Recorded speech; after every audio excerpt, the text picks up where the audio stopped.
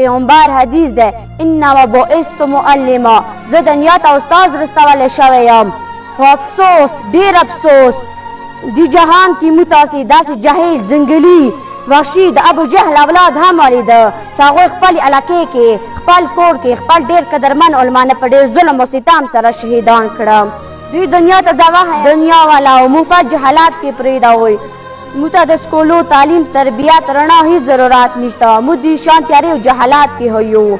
و افسوس، ډیر افسوس که موږ ته علم وای، موږ ته تاسې جهالات پاته وای، موږ به هېڅکله خپل استادان تاسې په شان جهلان ته خپل کور کلي ته نستول. انشاءالله موږ به دنیا ته دا پیغام ورکوو چې دنیا حال کو نن هم ترې منګل علاقې کې داسې ځناور ځنګلي درندګان شته چې هغوی خپل روحاني پلار باندې هم ظلمونه کوي، هغه ذبحه کوي، هغه لاش باندې ورونه بلوي، خپل حقیقت نه پردې اوچتوي.